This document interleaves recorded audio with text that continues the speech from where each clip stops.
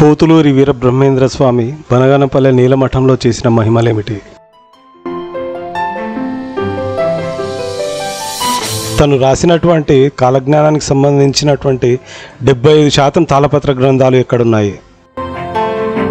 ఇప్పటికీ ఆయన మహిమను చూపించే చింతమాను మఠంలో ఏముంది? 23 గదులు గల గర్మిరెడ్డి అచ్చమాంబ ఇల్లు ఎలా ఉంది? అన్నింటికీ సమాధానం ఈ వీడియో.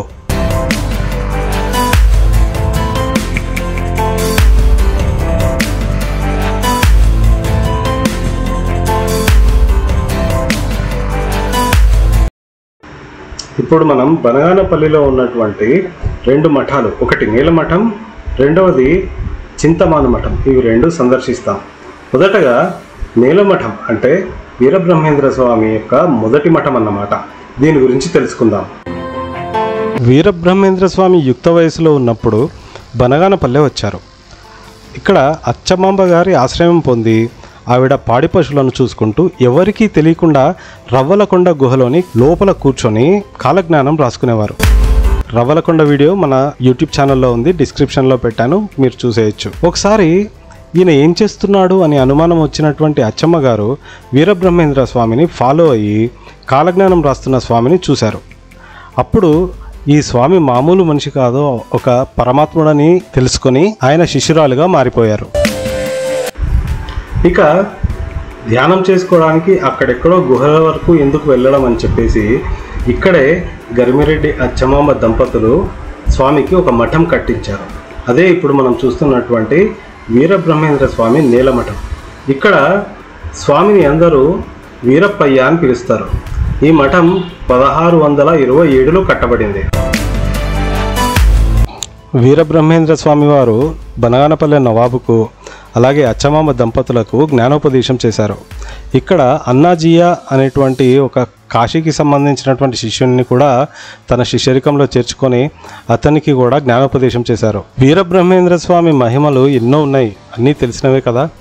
అదేనండి, పోలేరమ్మతోటి నిప్పు తెప్పించుకోవడం దగ్గర నుంచి మొదలు పెడితే బనగానపల్లి నవాబు స్వామిని పరీక్షించడం కోసం మాంసం ముక్కల్ని ప్రసాదంగా పెడితే వాటన్నింటినీ అరటిపళ్ళుగా మార్చడం, ఇలా చెప్పుకుంటూ పోతే చాలానే ఉన్నాయి. నీలమఠంలో ప్రతిరోజు భక్తులకి అన్న సంతర్పణ జరుగుతుంది. మధ్యాహ్నం ఎంతమంది వచ్చినా కూడా అందరికీ కూడా మంచి భోజనం పెడతారు. అంతటి మహానుభావుడు తిరిగినటువంటి ప్రదేశంలో మనం మళ్ళీ తిరగడం అనేది మనకు ఎంత భాగ్యము కదా. ఇక ఈ మఠాన్ని వదిలి దేశయాటనికి బయలుదేరినప్పుడు శిష్యులందరూ బ్రతిమలాడగా, సరే నేను ఆగడం అనేది జరగదు, కానీ మీకందరికీ ఇక్కడ ఆత్మలింగం రూపంలో కటాక్షిస్తాను అని చెప్పి ఈ నీలమఠంలో వీరబ్రహ్మేంద్ర స్వామి తన ఆత్మలింగాన్ని ప్రతిష్ఠించారు. మనం వెళ్ళి చూసేద్దాం రండి.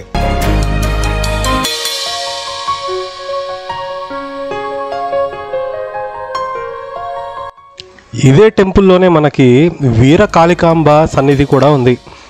అమ్మవారు చాలా అద్భుతంగా ఉన్నారు, వెళ్ళి చూసేద్దాం రండి.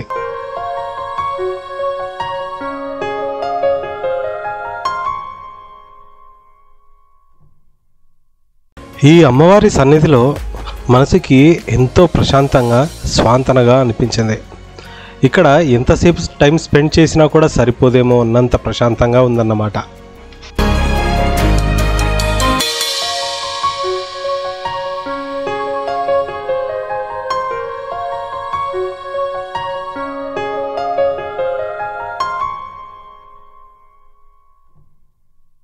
ఇక ఈ ఆశ్రమంలో గర్మిరెడ్డి అచ్చమాంబ కుమారుడు బ్రహ్మానందరెడ్డి గారి సమాధి కూడా ఉంది. అలాగే ప్రియ శిష్యుడు అన్నాజీయ సమాధి కూడా ఉందన్నమాట.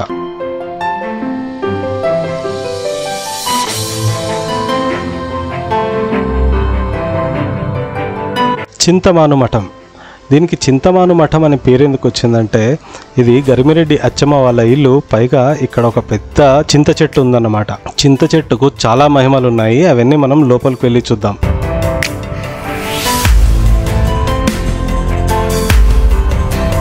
చింతమాను మఠం లోపలికి వెళ్ళడానికి నామమాత్రపు ఫీజు 10 రూపాయలు ఉంటుందండి. అయితే వీళ్ళు ఇక్కడ మధ్యాహ్నం భోజనం కూడా పెడతారు. ఇక్కడ ఎదురుగా కనిపిస్తున్నది అచ్చమ్మ గారి విగ్రహం అన్నమాట.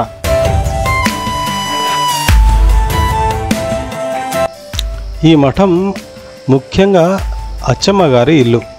అంటే దగ్గర దగ్గర 500 సంవత్సరాల చరిత్ర ఉన్నటువంటి ఇల్లు అన్నమాట. మామూలుగా సామాన్యుల ఇల్లు ఎలా ఉంటాయి, 1, 2 రూములు లేకపోతే 4. కానీ గరిమిరెడ్డి అచ్చమ్మ గారి ఇంట్లో 23 గదులు ఉన్నాయంట. దీన్ని ఒంటి స్తంభపు మేడ అని కూడా పిలుస్తారు. ఎందుకంటే పెద్ద పెద్ద టవర్ టైప్లో కట్టారు అచ్చమ్మ గారి ఇంటి మీద. అది చూసే ముందు మహిమాన్వితమైన చింత చెట్టు ఉందట. అది చూసి తర్వాత గరిమిరెడ్డి అచ్చమ్మ గారి ఇంటికి వెళ్దాం. వీరబ్రహ్మేంద్ర స్వామి కాలజ్ఞానం విన్న వాళ్ళందరికీ తెలుసు కదా, చింత చెట్టుకు చీము నెత్తురు కారుతుందని. అది ఈ చెట్టుకి 1975వ సంవత్సరంలో జరిగింది. ఊరికి ఏదైనా అరిష్టం జరిగినప్పుడంతా కూడా ఈ చింత చెట్టు యొక్క ఆకులన్నీ రాలిపోతాయట. ఇక అన్నిటికంటే ముఖ్యమైనది వీరబ్రహ్మేంద్ర స్వామి రాసినటువంటి 75% కాలజ్ఞాన తాళపత్ర గ్రంథాలు ఈ చెట్టు కిందే భద్రపరచబడి ఉన్నాయన్నమాట.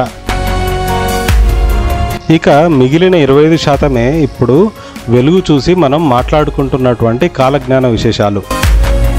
ఇక ఈ ఆలయంలో వీరబ్రహ్మేంద్ర స్వామి యుక్త వయసులో ఉన్నప్పుడు ఎలా ఉంటారో ఆ విగ్రహాన్ని ప్రతిష్ఠించారన్నమాట. ఇది గరిమిరెడ్డి అచ్చమ్మ గారి ఇల్లు. ఇది 500 సంవత్సరాల పురాతనమైనది. కాకపోతే ఇప్పటికి సంబంధించి కొన్ని చిన్న చిన్న మాడిఫికేషన్స్ చేశారు బయట వైపు మాత్రం. ఇక మనకి లోపలికి ఎలా వెళ్ళాలి అని చెప్పేసి ఒకటి ఆరో మార్క్స్ ఉంటాయి, దాని ప్రకారం వెళ్ళాలన్నమాట. ఇలా లోపలికి వెళ్ళగానే మనకి గ్లాసులతోటి ఇలా డెకరేట్ చేశారు. చాలా అద్భుతంగా ఉంది. అంటే వీరబ్రహ్మేంద్ర స్వామి చరిత్రకు సంబంధించినటువంటి ముఖ్య ఘట్టాలన్నీ కూడా ఫోటోల రూపంలో పెట్టారు.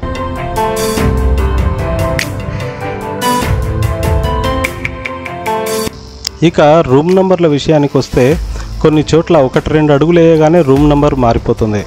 మనం ముఖ్యంగా తెలుసుకోవాల్సింది ఏంటంటే వీళ్ళు అరేంజ్ చేసిన ప్రకారంగా లోపల కొన్ని విగ్రహాలతోటి కొన్ని ఫోటోలతోటి వీరబ్రహ్మేంద్ర స్వామి చరిత్రలోని ముఖ్యమైన ఘట్టాలను చిత్రీకరించారు.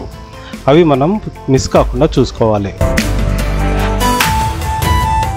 వీరబ్రహ్మేంద్ర స్వామి చేసినటువంటి మహిమలలో ముఖ్యమైన మహిమలన్నీ కూడా ఇక్కడ ఒకదాని తర్వాత ఒకటి డిపిక్ట్ చేశారనమాట. చాలా బ్యూటిఫుల్గా ఉంది. ఇందులో అన్నీ మనం ఎక్స్ప్లెయిన్ చేయడానికి కుదరదు.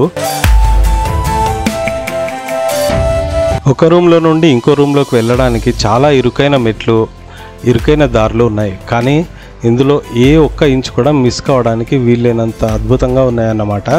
కాబట్టి మనం ఇందులో ఉన్నటువంటి అన్ని ఫోటోలను చూస్తే స్వామివారి అన్ని మహిమలు మనకు తెలిసిపోతాయి. ఇక ఒక్కొక్క రూమ్ నెంబర్ దాటుతూ చివరికి మెట్లు ఎక్కితే మనం ఈ ఒంటి స్తంభం మేడ లాంటి కన్స్ట్రక్షన్ మీదకి వెళ్ళిపోతాం అన్నమాట. చాలా అద్భుతంగా ఉంటుంది. మనకి బనగానపల్లె మొత్తం కనిపిస్తుంది అన్నమాట. అచ్చమాంబ గారి ఇంటిలో ప్రతి ఆస్పెక్ట్ మనకి చాలా అద్భుతంగా అనిపిస్తుంది. ఏ ఒక్కదాన్ని కూడా మిస్ చేసుకోవద్దు. సో ఇలా చివరికి మనం మెట్లెక్కి పూర్తిగా పైనకి వెళ్ళిన తర్వాత అక్కడ వీరబ్రహ్మేంద్ర స్వామి యొక్క విగ్రహం కనిపిస్తుంది.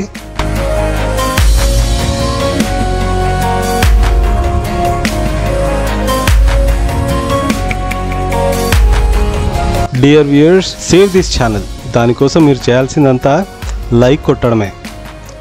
ఈ వీడియోకి టార్గెట్ 200 లైక్స్. మీ ఫ్రెండ్స్కి రిలేటివ్స్కి షేర్ చేయండి. సబ్స్క్రైబ్ చేసుకోవడం మాత్రం మర్చిపోవద్దు. Thank you so much for watching. Till next video, bye.